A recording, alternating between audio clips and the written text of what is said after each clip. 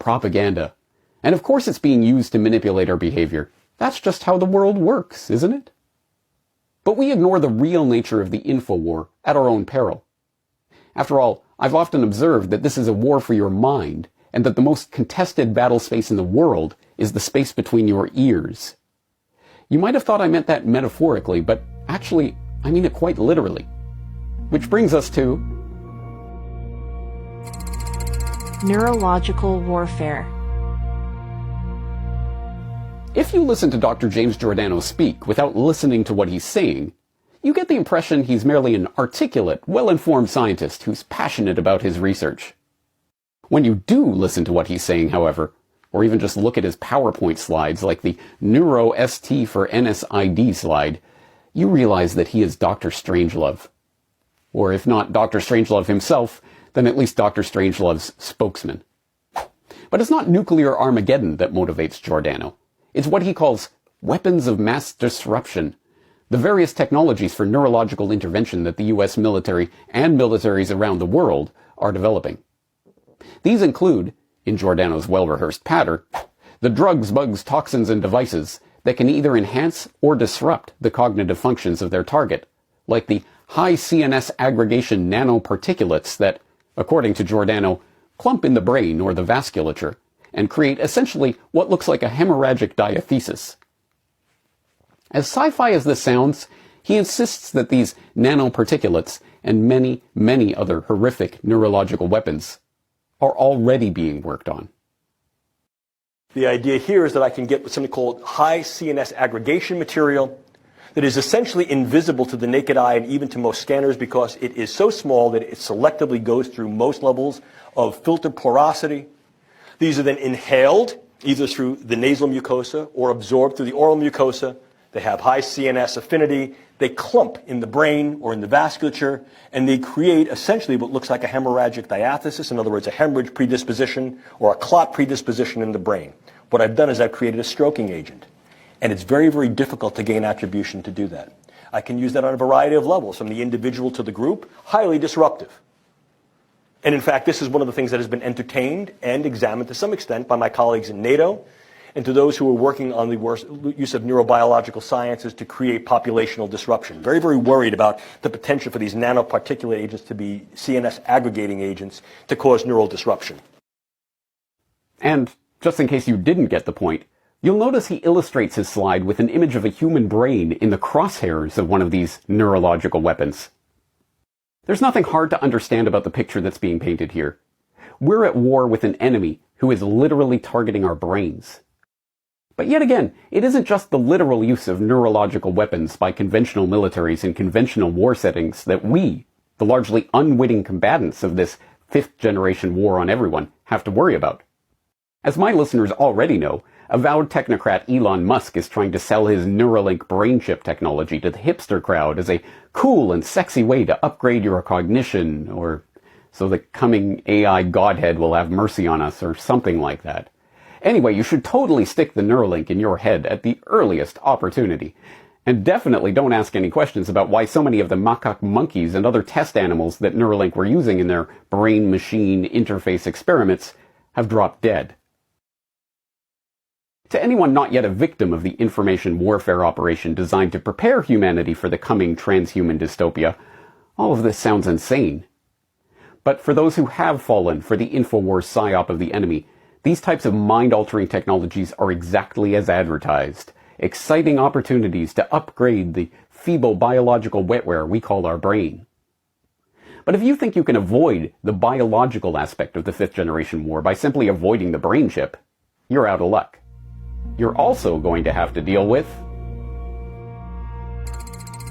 biological warfare. The bio-warfare narrative is, understandably, back at the forefront of the public consciousness in recent years, not just because of the scamdemic, but also because of the questions being raised about the US-backed Ukrainian biolabs and whatever work they may or may not be doing on Russia's doorstep.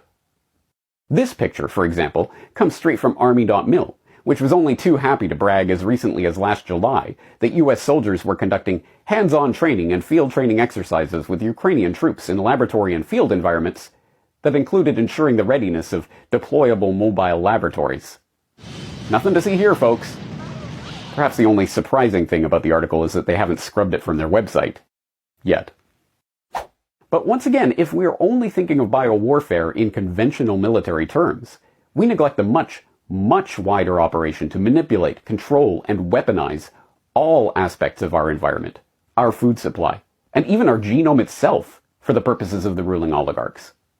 This fifth-generation biological warfare being waged against us includes the mRNA and DNA and genetically modified adenovirus vector vaccines that have been normalized over the past 2 years, and which, as the miraculously lucky companies that bet it all on this technology like to brag, is reprogramming the software of life.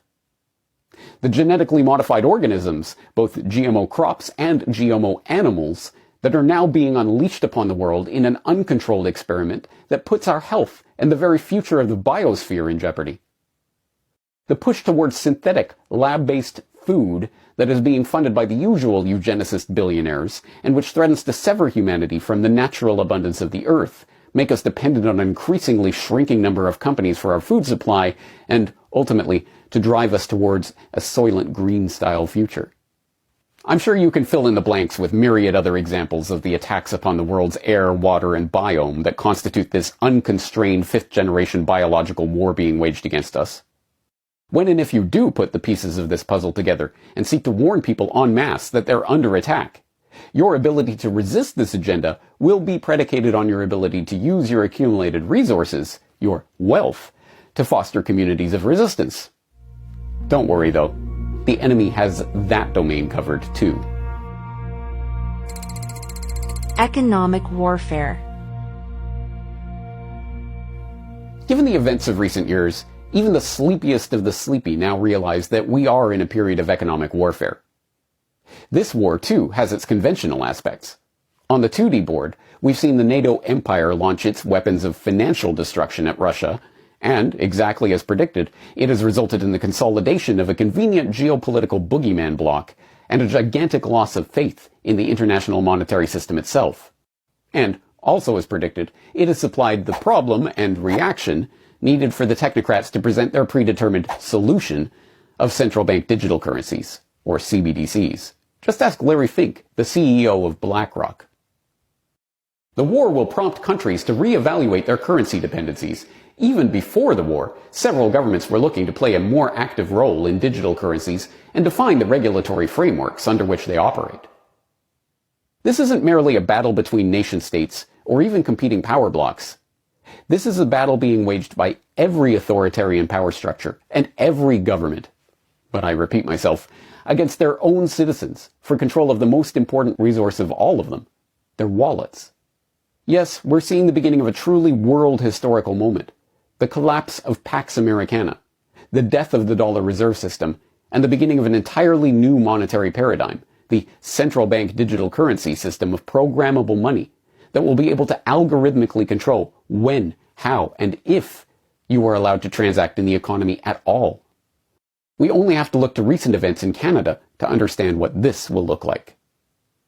This perfect control of humanity, down to the level of being able to witness and ultimately to allow or disallow any transaction between any individuals at any time, represents the apotheosis of technocracy and one of the key objectives of the fifth generation war itself.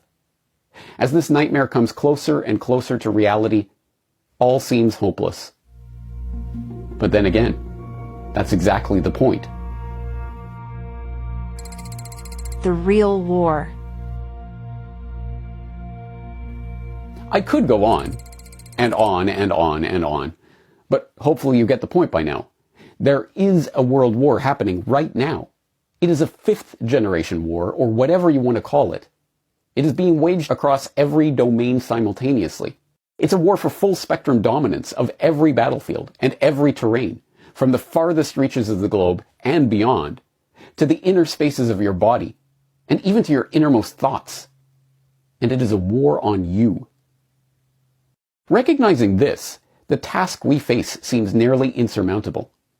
How are we to fight back in a war that the majority of people don't even recognize as taking place? How do we fight back against an enemy that has spent decades refining its weapons of economic and military and technological